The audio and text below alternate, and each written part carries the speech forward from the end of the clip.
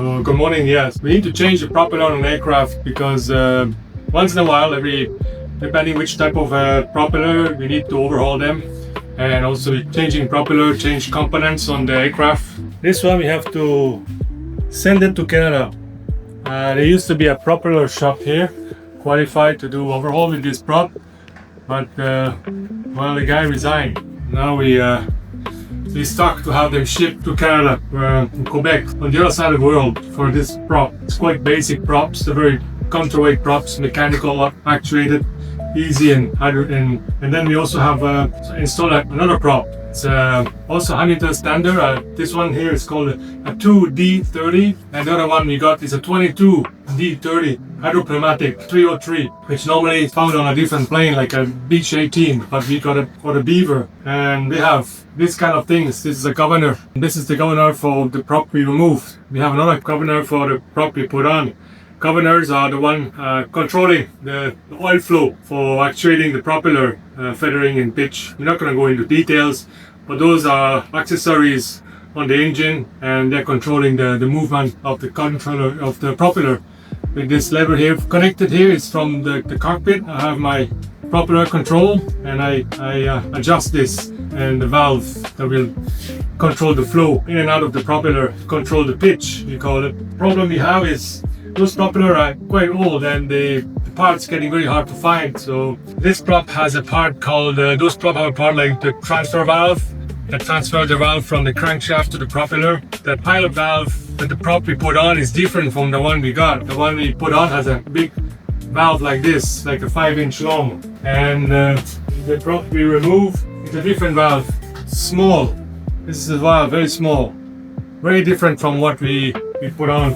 Many years ago, I removed that prop to put the prop we're removing now, and the guys kept that valve, and now well, we don't have that valve, so the prop doesn't work properly. We have an overhaul prop on the engine, on the aircraft, cannot use it because we don't have the valve, because now the prop doesn't do what it's supposed to do. And we've been looking around for weeks, if not months, for a valve. They're very old. Now we're not even sure which type of valve, so we contacting the propeller shops. Yeah, sometimes it's hard to get information. But to say that, so it's very challenging. We don't have the expertise in the country, in the Philippines, to overhaul that kind of prop, which is a shame because they're quite easy. In the meantime, it's very hard to get the prop parts, so we're in a challenging moment of situation. We do major work on the aircraft. We do like an annual inspection.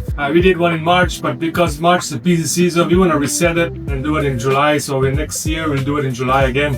Low season. We don't want to remove the airplane from when it's busy. Yeah, in the meantime, I'm going to travel to Europe, to Norway, and to Denmark for visiting some Seaplane company there, and also for a future project. But if you guys listening from Denmark or from Sweden, if you have a valve for a 22D30 303, the valve is 518852 or 518851. I'm also not sure which one works, but either one, I'll have a look. And I'll get the information to make sure that's the proper one. If you guys have a valve, I'll be interested to buy it. For now, the plane won't be able to fly until we find one of those valves. So it's very critical. We were planning ahead. We have a prop overhaul ahead of time. When the prop, this one comes due, we can change it, no drama. That's why I say you never prepare. You can prepare as much as you can. There's always might be something. So whatever you do in meetings, or prepare for a meeting or something, you can prepare, but then be ready to expect the unexpected. So that's it. We have that problem. And so imagine I need to export this propeller, and just that takes time. We get all the approval from civil aviation, working with the broker, organizing air freight, and it has to go in Canada. Over there it's quite straightforward. Just get in and then it get fixed, and I hope they have time to fix it. It will take them about 3 weeks. I hope they will do it right away, but then they'll have to come back in. So backwards, export in Canada, importation here, and we're working on the paper to import parts. We usually don't import, so we usually use once in a year importation. But because we're going to import this propeller, we're going to import an aircraft this year eventually, we now have to apply for a complete license. So there's 2 licenses, one for the export and one for the import. The export, we're good to go. The importation is the one which takes longer. and we hope to have it done by the time the prop is ready. Something that would take less than a month to work 3 weeks here. Who knows how long it will take. When you're dealing with the Philippine bureaucracy and the importation, exportation things, nothing is straightforward. It's unfortunate. We're now in that situation where we don't have a plane to fly anymore. So there's no revenue created. I hope that we can find transfer valve as soon as we can so we can get that propeller working. So that's it. That's the prop governor. That's for that old prop we removed. We got 2 of those for that as a spare. For the new prop, we got a new overhaul governor. We don't have a spare yet, but as soon as we get that up and working, we'll get a spare. You first need to make it work. From the Philippines, it's Captain Raymond here with our adventure to be the first sustainable seaplane operator and give Seaplane the push it needs to become a reality in the Philippines from beyond my lifetime.